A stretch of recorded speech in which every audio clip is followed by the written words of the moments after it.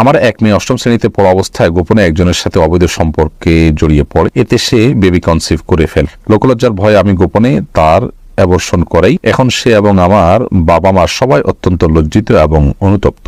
আল্লাহর কাছে খাঁটি মনে তওবা করেছি।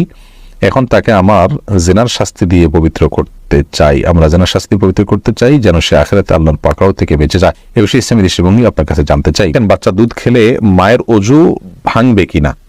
কোন লোক তার স্ত্রী থাকার পর একাধিক মেয়ের সাথে কথা বলেন, সম্পর্ক রাখার চেষ্টা করেও ফেরানো যাচ্ছে না, স্ত্রী হিসেবে করণীয় কি? বিয়ের পর কি কোনো ছেলের জন্য আগের গার্লফ্রেন্ডের সাথে কথা বলা হালাল হবে বইয়ের অনুমতি ছাড়া? বাবা মা কোনো অন্যায় করলে বা গুনাহ করলে সন্তানের উপর কি কোনো প্রভাব পড়ে? পারিবারিকভাবে বিয়ে ঠিক হওয়ার পর মেয়ের সাথে ফোনে কথা বলা যাবে কিনা? নামাজে সালাম ফেরানোর সময় পাশে থাকা আয়নার দিকে চোখ গেলে কি গুনাহ হবে? আমার স্বামী মারা গিয়েছেন, আমি দ্বিতীয় বিয়ে করতে চাই, কিন্তু কিয়ামতের দিন আমি প্রথম স্বামীর সাথে থাকতে চাই, এটা কি হবে?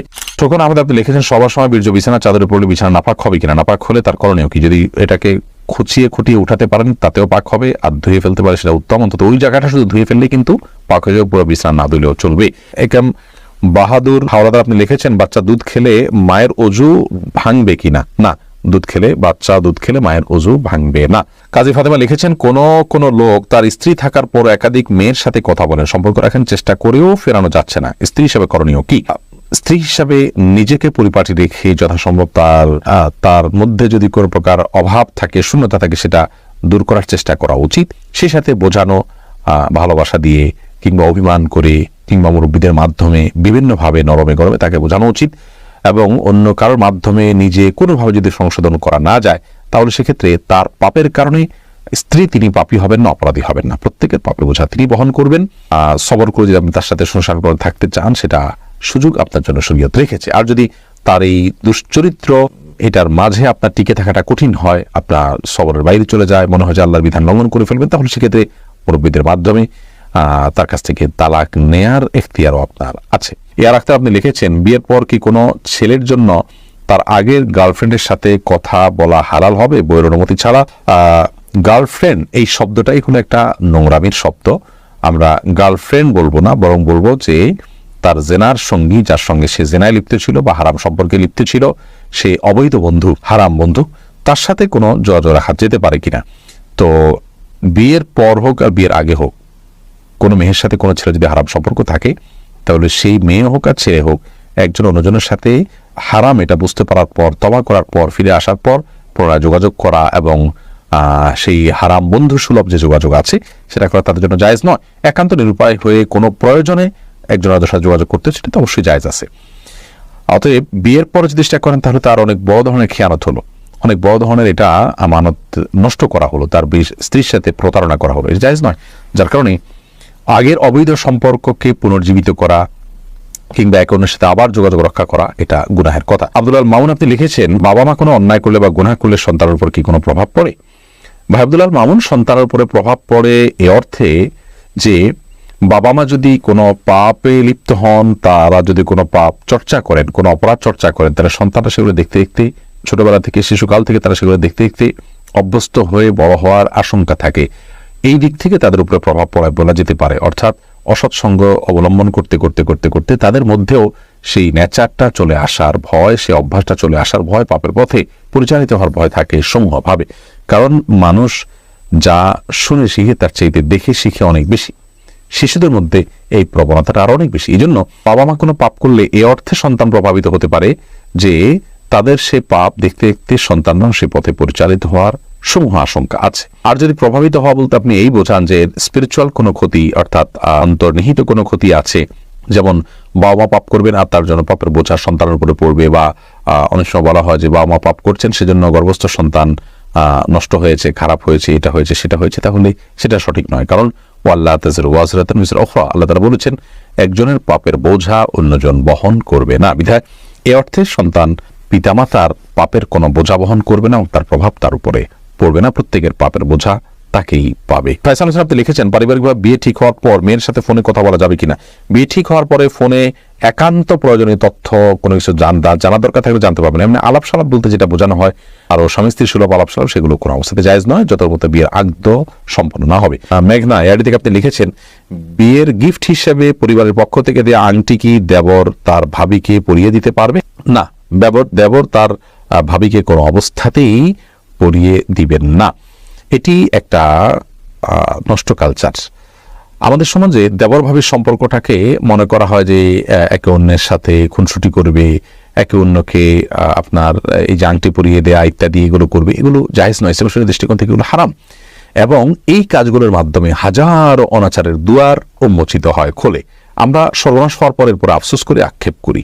যেমন একটু আগে একটা প্রশ্ন আমরা শুনলাম, যে প্রশ্ন শুনে আমরা বুঝতে পেরেছি যে কি পরিমাণ আমরা অসতর্ক, এবং অসতর্কতার কারণে কি পরিমাণ ক্ষতিগ্রস্ত হই আমরা, তার কিছু নমুনা এই সমস্ত ঘটনাবলী থেকে বোঝা যায়। নবী করিম সাল্লাল্লাহু আলাইহি ওয়াসাল্লাম দেবর সম্পর্কে বলেছেন, আল হামওয়াল মউত, দেবর সে তো মৃত্যু, আর পুরুষদের জন্য শ্যালিকা সে হলো মৃত্যু।